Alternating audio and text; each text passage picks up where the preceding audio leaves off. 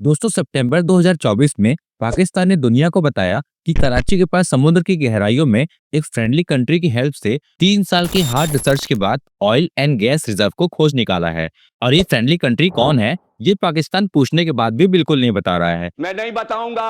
ये दावे इतने स्ट्रांग हैं कि पाकिस्तान की जनता मुझे अंडे वाला बर्गर। जो हमारे थार और BE6 जैसी गाड़ियों की कीमत करोड़ों में समझती है, वो 3 से 4 करोड़ पे है। वो फरारी और पोर्श जैसी कार्स को पाकिस्तान की वर्ल्ड क्लास सड़कों पर चलाने का सपना देख रही है। लेकिन दोस्तों, पाकिस्तान के इन दावों में कितनी सच्चाई है और कितना झूठ, आज हम इस वीडियो में जानेंगे।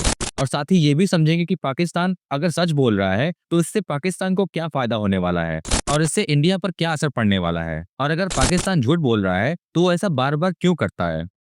तो पाकिस्तान का कहना है कि कराची के आसपास के सी एरियाज में पाकिस्तान को हाइड्रोकार्बन के बड़े बड़े भंडार मिले हैं, जिसका मतलब है massive gas and oil reserve का मिलना। पर सवाल ये उठता है कि जो देश अमेरिका जैसे देशों से अपनी गरीबी दिखाकर पैसे मांगता है,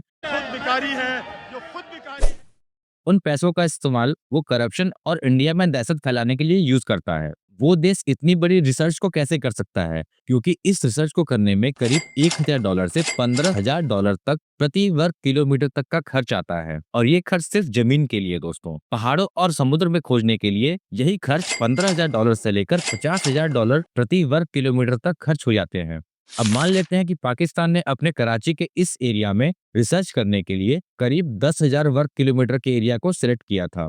तो उसके हिसाब से इस रिसर्च की लागत $150 मिलियन से लेकर $500 मिलियन यानी करीब 40 अरब से लेकर 140 अरब पाकिस्तानी रुपए खर्च हो जाएंगे। तो ऐसे में क्या ये सारे पैसे पाकिस्तान ने पूरी ईमानदारी से इस रिसर्च में खर्च किए हैं या फिर बाकी फंड्स की तरह इसे भी डकार लिया है। वैसे अगर हम मान लेते हैं कि पाकिस्तान के मित्र देश ने इस रिसर्च को खुद की टीम से करवाया होगा और सारे फंड्स को खुद ही इस्तेमाल किया होगा, तो सवाल ये भी उठता है कि कोई भी समझदार देश ऐसा क्यों करेगा। क्योंकि आपको याद होगा कि पाकिस्तान को पालने वाला चीन भी 20 अप्रैल 2015 में पाकिस्तान में चाइना पाकिस्तान इकोनॉमिक कॉरिडोर यानी CPEC प्रोजेक्ट को शुरू किया था, जो कि इंडिया को घेरने के लिए था। सीपेक की शुरुआत में चाइना ने करीब $46 बिलियन के साथ शुरू किया था और ये प्रोजेक्ट अभी भी पूरी तरह से खत्म नहीं हुआ। $5 बिलियन के 22 प्रोजेक्ट अभी भी बन रहे हैं, जो कि अभी तक पूरे नहीं हुए हैं। और $27 बिलियन के 26 और भी प्रोजेक्ट्स पर बातचीत चल रही है, जो कि पॉसिबल है कि सीपेक के ज्यादातर बड़े प्रोजेक्ट्स 2030 तक पूरे होंगे। पर चीन को इस प्रोजेक्ट को पूरा करने में बहुत सी प्रॉब्लम का सामना करना पड़ रहा था और इनमें से सबसे बड़ी प्रॉब्लम थी पाकिस्तानी। वहां रहने वाले पाकिस्तानियों का चीनियों को लूटना और हमला करना, जिसका नमूना हमने इंटरनेट पर देखा था, जिसमें चीन का एक नागरिक जो कि सीपेक में काम करने के लिए आया था, वो खुद की सुरक्षा के लिए AK-47 लेकर घूम रहा था। मगर अब हमें इस बात को भी याद रखना चाहिए कि पाकिस्तान इस तरह के दावे पहली बार नहीं कर रहा है, बल्कि पाकिस्तान ने 1990 में कराची में ऑयल एंड गैस मिलने का दावा किया था, जो कि पाकिस्तान के पॉलिटिशियंस की तरह ही बिल्कुल झूठा साबित हुआ। इसके बाद 2019 में केकरा प्रोजेक्ट के बारे में इमरान खान की सरकार ने बहुत जोरों शोरों से प्रचार किया था और ये प्रचार इतना ज्यादा सच लग रहा था कि सऊदी अरब ने पाकिस्तान में इन्वेस्टमेंट करने का ऐलान भी कर दिया था। लेकिन 5500 मीटर तक ड्रिल करने के बाद भी पाकिस्तान के हाथ में कुछ नहीं लगा और सऊदी अरब ने ये सुनकर अपने हाथ पीछे खींच लिए थे। अब हम जानते हैं कि पाकिस्तान ऐसा बार बार क्यों करता है। पाकिस्तान की हालत धोबी के कुत्ते जैसी हो चुकी है, क्योंकि उनकी नाकामी और करप्शन उनकी अपनी ही जनता से भी छिपी हुई नहीं है। ये बच्चा मेरा पोता, इसकी गांव धोने के लिए पानी नहीं है।